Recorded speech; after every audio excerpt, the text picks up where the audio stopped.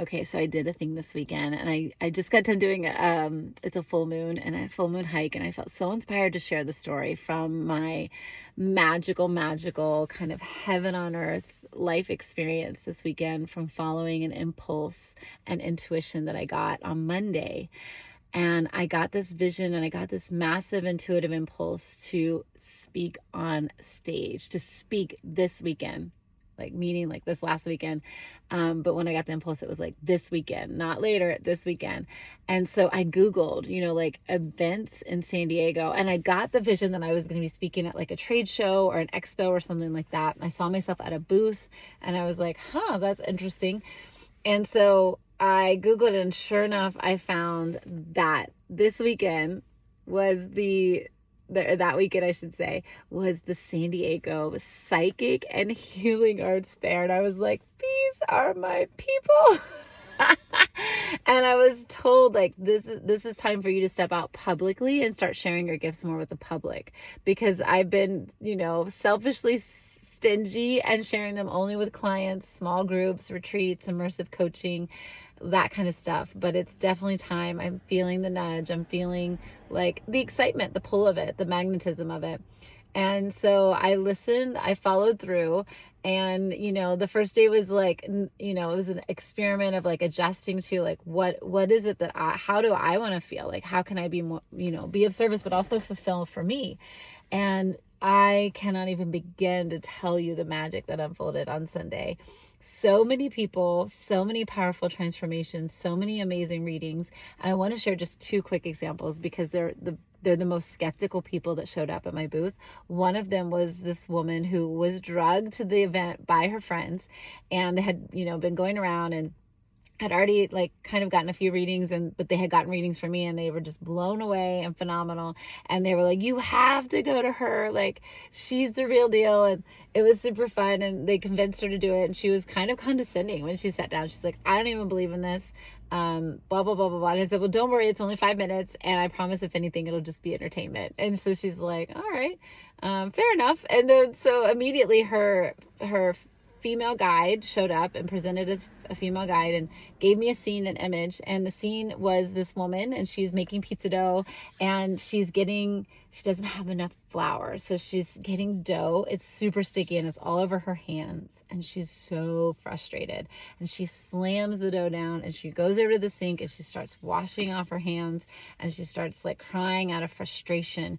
And all of a sudden she feels this presence behind her, and it's her guide sending her love and compassion and like energy, and she feels it, and she just starts to release, and she starts to cry. And then, mind you, I have my eyes closed because it's super distracting in there. And so it's easier for me to focus. And I hear her sobbing, like in real life. I like kind of open my eyes, and she's just like snot is everywhere.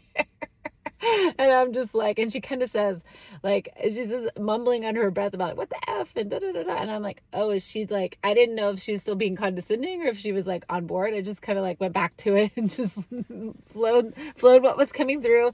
And I gave her the message. And there was another really synchronous, I'm not going to share that because it was personal, but I gave her really synchronous also, in the message, like she validated, like, there was another part of it where she had a tattoo of Garfield with a pizza slice that I was like also validating that her guide knows her and is there for her.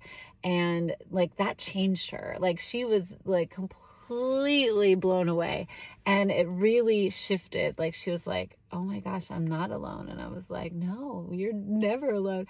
And that was really special because she just like, it really softened her heart, and it really helped her in the moment.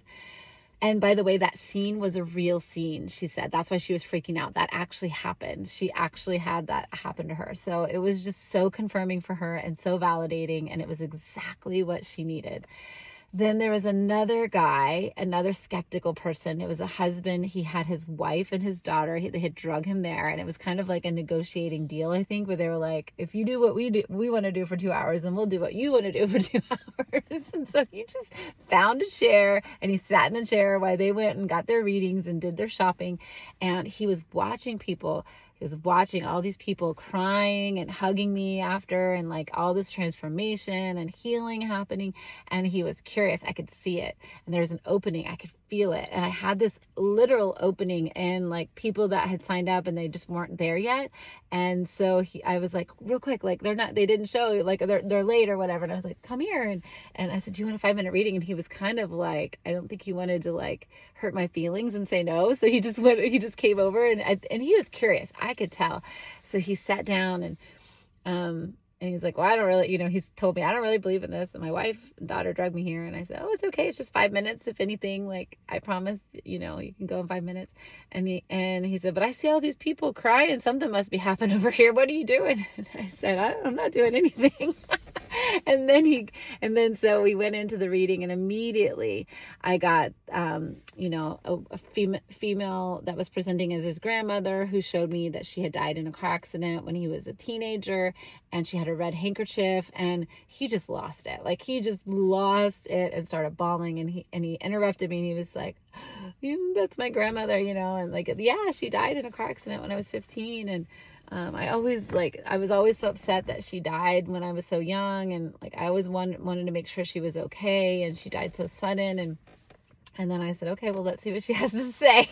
And then she reassured him, and she said, I had to die at that time because I needed to be there for you on the other side, because she said that he had all of these really difficult times in his young adulthood, that it was like having her on their other side was the best kind of support that she could give him, because of, in the physical, if she would have tried to be there for him, he wouldn't have been open to it. It would have been like their dynamic, even though he looked up to her and he felt a really strong connection, he was just not mature enough to receive that kind of love and support. And for her to be on the other side was actually the best way that she could love and support him. And he just got so emotional, because he said, yes, every time that he was suffering, or he was having these difficulties, that he would think of her, and he would get strength. And again, she kept bringing up, she had a signature red handkerchief, so she kept showing me that, and it was just like, it kept validating, like, and it was her.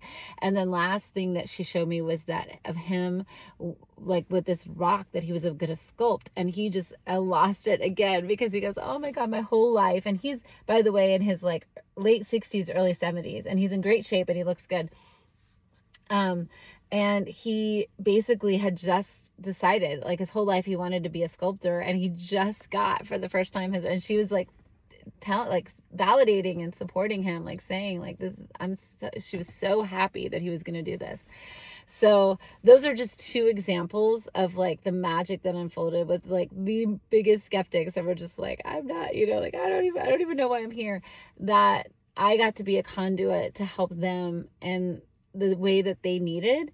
And that's why I want to share this publicly, because it is these examples that I would love to keep sharing, where I feel like my life is a fairy tale life. And I do feel like I'm living heaven on earth, because that kind of divine synchronicity, magic, connection, like healing and love and transformation, that is available to all of us all the time. We have these nudges, we have these intuitive impulses, and they always encourage me to share this with my clients and other people, my friends, to say, like, when you get the impulses, when it's time to take action. It's relevant now. It's not relevant later. They would give it to you later if that was the time to give it to you. And then the other part about this that I really want people to take away with is that it is our natural, normal human tendency to immediately back up with every intuitive impulse that we get, with doubts and fears and worries and logical reasoning why we can't do or shouldn't do or blah, blah, blah. That is our mind trying to protect us. It's built in to keep us safe, but it's also, it's not always keeping us safe by doing that. It's actually holding us back, trying to prevent us from making shifts and changes, because when we go into something new, it's unfamiliar and it's risky, whereas things that are